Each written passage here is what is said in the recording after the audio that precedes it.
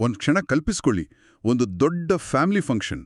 ಮಗು ಹುಟ್ಟಿ 8 ದಿನ ಆಗಿದೆ, ನಾಮಕರಣ ಶಾಸ್ತ್ರ ನಡೀತಿದೆ. ನೆಂಟ್ರು, ಇಷ್ಟ್ರು, ಅಕ್ಕಪಕ್ಕದ ಮನೆಯವರು ಎಲ್ಲ ಸೇರಿದ್ದಾರೆ.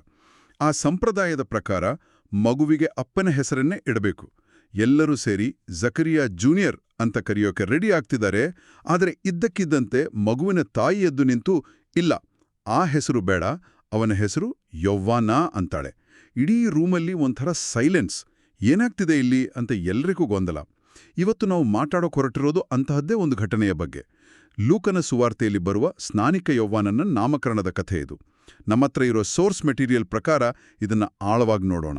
ಅಂದ್ರೆ ಕೇವಲ ಒಂದು ಚರಿತ್ರೆಯ ಪಾಠದ ಹಾಗೆ ಅಲ್ಲ, ಬದಲಿಗೆ ಒಂದು ಕುಟುಂಬದ ಸಂಪ್ರದಾಯಕ್ಕೂ ದೈವಿಕ ಯೋಜನೆಗೂ ನಡೆದ ಒಂದು ದೊಡ್ಡ ಸಂಘರ್ಷದ ಹಾಗೆ ನೋಡೋಣ. ಈ ಘಟನೆ ಅಲ್ಲಿದ್ದ ಜನರ ಮೇಲೆ ಎಂಥ ಪರಿಣಾಮ ಬೀರಿತು ಅನ್ನೋದನ್ನ ಅರ್ಥ ಮಾಡ್ಕೊಳ್ಳೋಣ. ಹೌದು, ಖಂಡಿತ.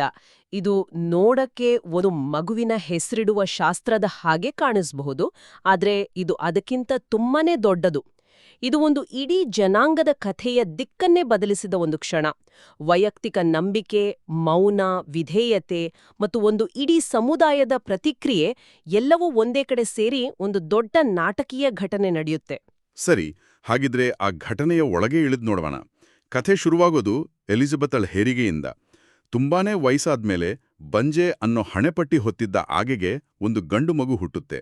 ಅಕ್ಕಪಕ್ಕದವರು, ಸಂಬಂಧಿಕರೆಲ್ಲ ಬಂದು ದೇವ್ರು ನಿಜವಾಗ್ಲೂ ಈಕೆಗೆ ದೊಡ್ಡ ಕೃಪೆ ತೋರಿಸಿದಾನೆ ಅಂತ ಖುಷಿ ಪಡ್ತಾರೆ. ಇದ್ರಲ್ಲಿ ವಿಶೇಷ ಏನಿದೆ? ಇದರಲ್ಲಿ ತುಂಬಾನೇ ವಿಶೇಷ ಇದೆ. ಆ ಕಾಲದಲ್ಲಿ ಬಂಜೆತನ ಅನ್ನೋದು ಕೇವಲ ಒಂದು ಮೆಡಿಕಲ್ ಕಂಡೀಷನ್ ಆಗಿರ್ಲಿಲ್ಲ, ಅದೊಂದು ಸಾಮಾಜಿಕ ಕಳಂಕ. ಕೆಲವೊಮ್ಮೆ ಅದನ್ನ ದೇವರ ಶಾಪ ಅಂತಾನೂ ನೋಡ್ತಿದ್ರು. ಓ ಹೌದಾ? ಹೌದು.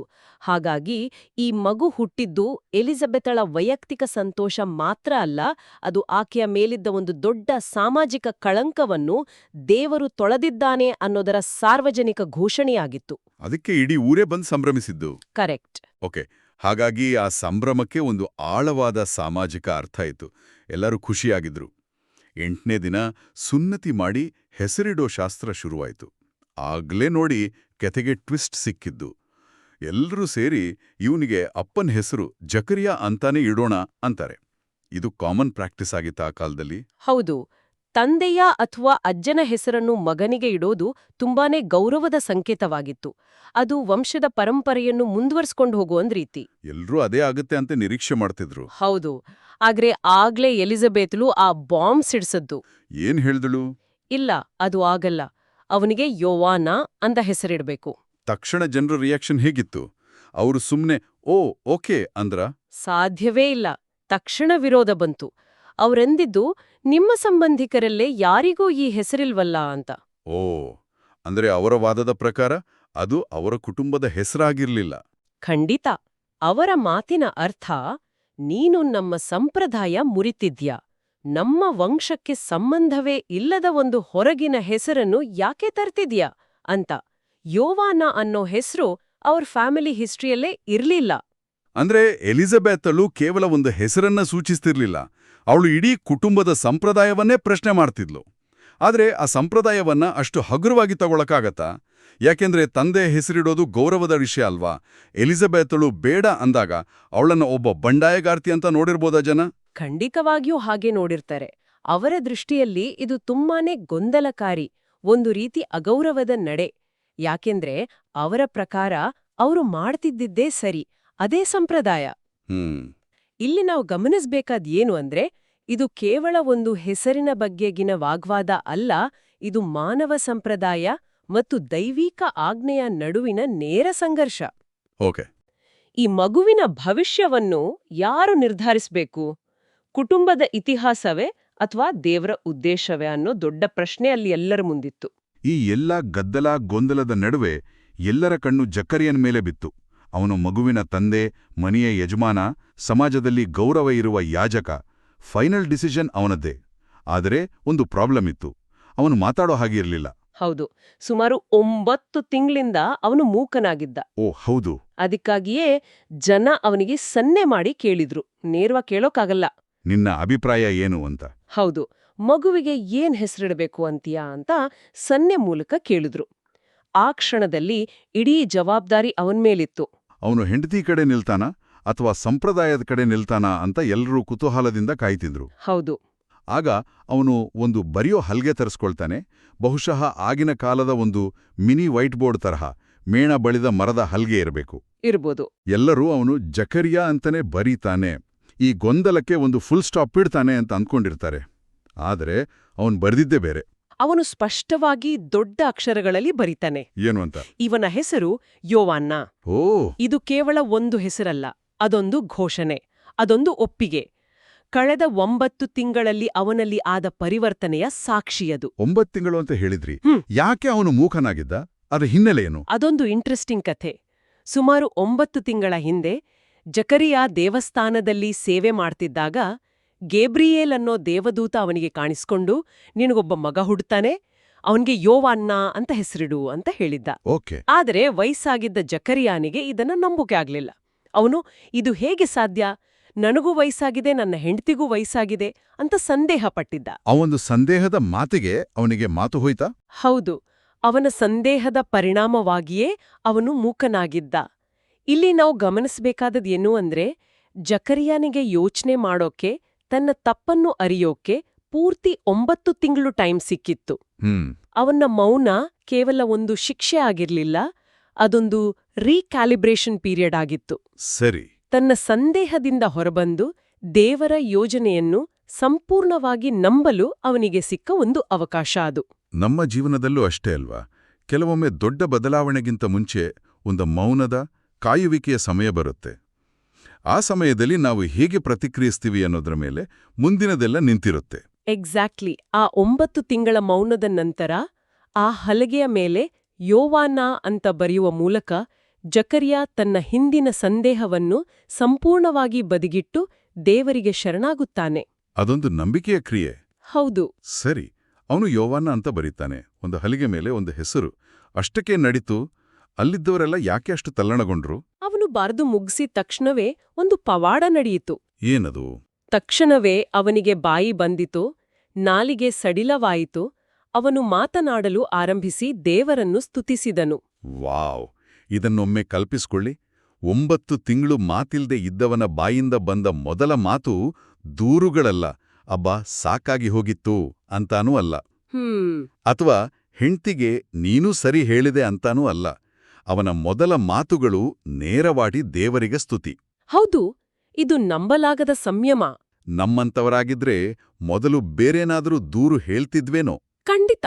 ಆದ್ರೆ ಅವನ ಮೌನವು ಸ್ತುತಿಯೊಂದಿಗೆ ಮುರಿಯಿತು. ನಮ್ಮ ಸೋರ್ಸ್ ಮಟೀರಿಯಲ್ನಲ್ಲಿ ಇದನ್ನ ವಿಧೇಯತೆ ಮೊದಲು, ಅರಿವು ಆಮೇಲೆ ಅಂತ ಚೆನ್ನಾಗಿ ವಿವರಿಸಲಾಗಿದೆ. ವಿಧೇಯತೆ ಮೊದಲು, ಅರಿವು ಆಮೇಲೆ. ಹೌದು. ಜಕರಿಯಾ ಮೊದಲು ದೇವರ ಆಜ್ಞೆಗೆ ವಿಧೇಯನಾದ. ಅದಾದ ನಂತರವೇ ಅವನಿಗೆ ಮಾತಾಡೋ ಶಕ್ತಿ ವಾಪಸ್ ಬಂತು. ಅವನು ದೇವರ ಯೋಜನೆಯನ್ನು ಸಂಪೂರ್ಣವಾಗಿ ಒಪ್ಪಿಕೊಂಡ ಕ್ಷಣದಲ್ಲಿ ಅವನ ಮೇಲಿದ್ದ ನಿರ್ಬಂಧ ತೆಗೆದುಹಾಕಲಾಯಿತು. ಅಂದ್ರೆ ವಿಧೇಯತೆ ಅನ್ನೋದು ದೇವರ ಶಕ್ತಿಯನ್ನು ನಮ್ಮ ಜೀವನದಲ್ಲಿ ಹೇಗೆ ಬಿಡುಗಡೆಗೊಳಿಸುತ್ತೆ ಅನ್ನೋದಕ್ಕೆ ಇದೊಂದು ಪರ್ಫೆಕ್ಟ್ ಉದಾಹರಣೆ. ಕರೆಕ್ಟ್. ಒಂದು ಕಡೆ ಸಂಪ್ರದಾಯ ಮುರಿಯುತ್ತೆ, ಇನ್ನೊಂದು ಕಡೆ ತಿಂಗಳುಗಟ್ಲೆ ಮಾತಾಡ್ದವನು ಮಾತಾಡಕ್ಕೆ ಶುರು ಮಾಡ್ತಾನೆ. ಇದನ್ನೆಲ್ಲ ನೋಡದ ಜನರ ತಲೆಯಲ್ಲಿ ಏನು ಓಡ್ತಿತ್ತು? ಅವ್ರು ಸುಮ್ಮನೆ ಶಾಕ್ ಆದ್ರಾ ಅಥವಾ ಇದಕ್ಕಿಂತ ಬೇರೆ ಏನಾದ್ರೂ ಆಗಿತ್ತಾ? ಅದು ಕೇವಲ ಶಾಕ್ ಆಗಿರ್ಲಿಲ್ಲ. ಮೂಲ ಪಠ್ಯದಲ್ಲಿ ನೆರೆಹೊರೆಯವರೆಲ್ಲರೂ ತಲ್ಲಣಗೊಂಡ್ರು ಅಂತ ಇದೆ. ಈ ತಲ್ಲಣ ಅನ್ನೋ ಪದಕ್ಕೆ ಇಂಗ್ಲಿಷ್ನಲ್ಲಿ ಆ ಅಂತ ಹೇಳ್ತಾರೆ. ಅಂದ್ರೆ ಭಯ ಮಿಶ್ರಿತ ಗೌರವ. ಓ, ಓಕೆ. ಏನೋ ಒಂದು ದೈವಿಕವಾದ, ನಮ್ಮ ತಿಳುವಳಿಕೆಯನ್ನು ಮೀರಿದ ಘಟನೆ ನಮ್ಮ ಕಣ್ಣು ಮುಂದೆಯೇ ನಡೀತಿದೆ ಅಂತ ಅವರಿಗೆ ಅರಿವಾಯ್ತು. ಇದು ಮನುಷ್ಯರ ಕೈಲಿ ಆಗೋ ಕೆಲಸ ಅಲ್ಲ ಅಂತ ಅವರಿಗೆ ಮನವರಿಕೆ ಆಯ್ತು. ಖಂಡಿತ.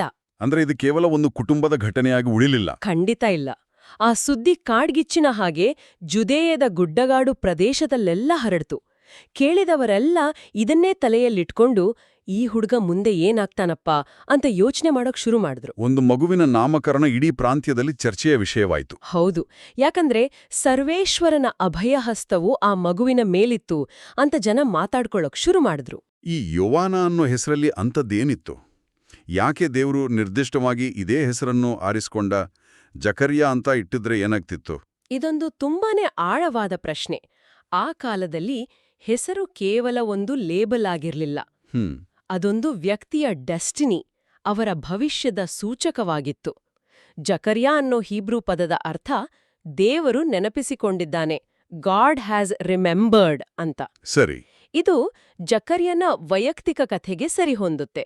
ದೇವರು ಅವನನ್ನು ನೆನಪಿಸಿಕೊಂಡು ಮಗು ಕೊಟ್ಟ. ಆದ್ರೆ ಯೋವಾನ್ನ ಅನ್ನೋ ಹೀಬ್ರೂ ಪದ ಯೋಹಾನನಿಂದ ಬಂದಿದ್ದು, ಅದರ ಅರ್ಥ ದೇವರು ಕರುಣೆ ತೋರಿಸಿದ್ದಾನೆ, ಗಾಡ್ ಹ್ಯಾಸ್ ಶೋನ್ ಗ್ರೇಸ್ ಅಂತ. ನೋಡಿ, ಇಲ್ಲಿ ಒಂದು ದೊಡ್ಡ ಶಿಫ್ಟ್ ಇದೆ. ಇದು ಜಕರ್ಯನ ವೈಯಕ್ತಿಕ ಕಥೆಯಿಂದ ಇಡೀ ಜನಾಂಗಕ್ಕೆ ದೇವರು ಕರುಣೆ ತೋರಿಸ್ತಿದ್ದಾನೆ ಅನ್ನೋ ದೊಡ್ಡ ಘೋಷಣೆಗೆ ಬದಲಾದರ ಸಂಕೇತ. ಅಂದ್ರೆ ಇದು ಕೇವಲ ಒಂದು ಕುಟುಂಬದ ವಿಷಯವಾಗಿ ಉಳಿಯಲಿಲ್ಲ. ಇಲ್ಲ, ಯೋವಾನನ ಜನನ ಇಸ್ರೇಲ್ ಜನಾಂಗದ ಜೊತೆ ದೇವರು ಒಂದು ಹೊಸ ಅಧ್ಯಾಯವನ್ನು ಶುರು ಮಾಡ್ತಿದ್ದಾನೆ ಅನ್ನೋದರ ಸೂಚನೆಯಾಗಿತ್ತು. ಅದ್ಭುತ. ಅಂದ್ರೆ ಹೆಸರಿನ ಬದಲಾವಣೆಯಲ್ಲೇ ಇಡೀ ಕಥೆಯ ಉದ್ದೇಶ ಅಡಗಿತ್ತು.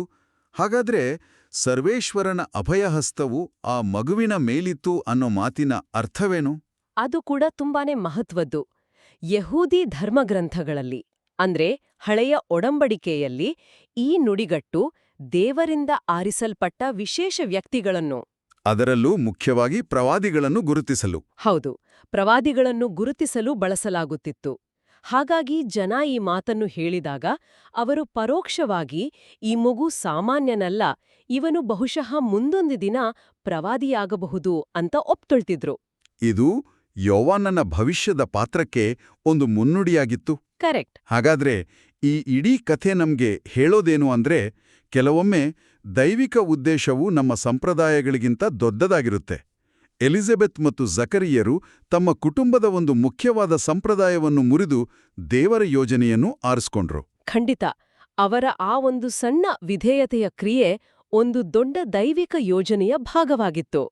ಇದರ ಜೊತೆಗೆ ಜಕರಿಯಾನ ಕಥೆ ನಮ್ಮ ಜೀವನದ ಕಷ್ಟದ ಅಥವಾ ಮೌನದ ಸಮಯಗಳ ಬಗ್ಗೆಯೂ ಒಂದು ಪಾಠ ಹೇಳುತ್ತೆ. ಆ 9 ತಿಂಗಳ ಮೌನ. ಹೌದು, ಅದು ಅವನಿಗೆ ಶಿಕ್ಷೆಯ ಸಮಯವಾಗಿರಬಹುದು, ಆದರೆ ಅದೇ ಸಮಯದಲ್ಲಿ ಅದು ಅವನನ್ನು ಸಿದ್ಧಪಡಿಸುವ ಸಮಯವೂ ಆಗಿತ್ತು. ಆ ಮೌನದಲ್ಲಿ ಅವನು ತನ್ನ ಸಂದೇಹಗಳಿಂದ ಹೊರಬಂದು ದೃಢವಾದ ನಂಬಿಕೆಗೆ ಬಂದ. ನಮ್ಮ ಜೀವನದ ಮೌನದ ಸಮಯಗಳು ಕೂಡ ನಾವು ದೇವರಿಗೆ ಕಿವಿಕೊಟ್ರೆ ಕೊನೆಗೆ ಸ್ತೋತ್ರದ ಸಮಯವಾಗಿ ಬದಲಾಗಬಹುದು. ಖಂಡಿತವಾಗಿಯೂ. ಇವತ್ತಿನ ನಮ್ಮ ಈ ಚರ್ಚೆಯಿಂದ ಸ್ನಾನಿಕ ಯೋವಾನನ ನಾಮಕರಣದ ಕಥೆ ಕೇವಲ ಒಂದು ಪವಾಡವಲ್ಲ, ಅದು ವಿಧೇಯತೆ, ಸಂಪ್ರದಾಯದ ಮರುವ್ಯಾಖ್ಯಾನ ಮತ್ತು ದೈವಿಕ ಉದ್ದೇಶದ ಕುರಿತಾದ ಒಂದು ಆಳವಾದ ಪಾಠ ಅನ್ನೋದು ಸ್ಪಷ್ಟವಾಯಿತು. ಒಂದು ಹೆಸರಿನ ಆಯ್ಕೆ ಇಡೀ ಸಮುದಾಯದಲ್ಲಿ ಸಂಚಲನವನ್ನುಂಟು ಮಾಡಿ ಒಂದು ಹೊಸ ಯುಗದ ಆರಂಭವನ್ನು ಸೂಚಿಸಿತು. ಹೌದು, ಒಂದು ಸಣ್ಣ ವೈಯಕ್ತಿಕ ವಿಧೇಯತೆಯ ಕ್ರಿಯೆ, ಅಂದ್ರೆ ಒಂದು ಹಲಗೆಯ ಮೇಲೆ ಸರಿಯಾದ ಹೆಸರನ್ನು ಬರೆಯುವುದು ಹೇಗೆ ಒಂದು ದೊಡ್ಡ ಸಾರ್ವಜನಿಕ ಪರಿಣಾಮವನ್ನು ಬೀರಿ ಇತಿಹಾಸದ ದಿಕ್ಕನ್ನೇ ಬದಲಾಯಿಸಬಹುದು ಅನ್ನೋದಕ್ಕೆ ಈ ಘಟನೆ ಒಂದು ಅದ್ಭುತ ಸಾಕ್ಷಿ. ಜಕರ್ಯನ ವಿಧೇಯತೆಯು ಕೇವಲ ಅವನ ಮಾತನ್ನು ಹಿಂದಿರುಗಿಸಲಿಲ್ಲ, ಅದು ದೇವರ ದೊಡ್ಡ ಯೋಜನೆಯು ಮುಂದೆ ಸಾಗಲು ದಾರಿ ಮಾಡಿಕೊಟ್ಟಿತು. ಈ ಚರ್ಚೆಯನ್ನು ಮುಗಿಸುವ ಮುನ್ನ ನಮ್ಮ ಕೇಳುಗರಿಗೆ ಆಲೋಚಿಸಲು ಒಂದು ಪ್ರಶ್ನೆ. ಮೂಲ ಪಕ್ಷದಲ್ಲಿ ಜನರು ಈ ಘಟನೆಗಳನ್ನು ತಮ್ಮ ಮನಸ್ಸಿನಿಟ್ಕೊಂಡು ಈ ಮಗು ಮುಂದೆ ಏನಾಗಬಹುದು ಅಂತ ಆಶ್ಚರ್ಯಪಟ್ರು ಅಂತ ಹೇಳಲಾಗಿದೆ. ಇದು ನಮ್ಮನ್ನು ಒಂದು ಪ್ರಶ್ನೆಗೆ ತಂದು ನಿಲ್ಲಿಸುತ್ತೆ. ನಮ್ಮ ಜೀವನದಲ್ಲಿ ದೇವರ ಹಸ್ತಕ್ಷೇಪವು ನಮಗೆ ಅಭ್ಯಾಸವಾಗಿರುವ, ನಾವು ಆರಾಮವಾಗಿರುವ ಸಾಂಪ್ರದಾಯಿಕ ವಿಷಯಗಳನ್ನು ಅಡ್ಡಿಪಡಿಸಿದಾಗ ನಮ್ಮ ಮೊದಲ ಪ್ರತಿಕ್ರಿಯೆ ಏನು? ಅದನ್ನು ವಿರೋಧಿಸುವ ಭಯವೇ? ಅಥವಾ ಇದರ ಮೂಲಕ ಯಾವ ಹೊಸ ಉದ್ದೇಶವು ತೆರೆದುಕೊಳ್ಳುತ್ತಿರಬಹುದು ಎಂಬ ವಿಸ್ಮಯ ಮತ್ತು ಕುತೂಹಲವೇ? ಪ್ರಿಯರೇ, ಈ ಚಾನೆಲ್ ಅನ್ನು ಸಬ್ಸ್ಕ್ರೈಬ್ ಮಾಡಿ ಪ್ರತಿದಿನ ದೇವರ ವಾಕ್ಯವನ್ನು ಆಲಿಸುತ್ತಾ ಅದನ್ನು ಇತರರೊಂದಿಗೆ ಹಂಚಿಕೊಳ್ಳಲು ನಮಗೆ ನೆರವಾಗಿರಿ. ಧನ್ಯವಾದಗಳು.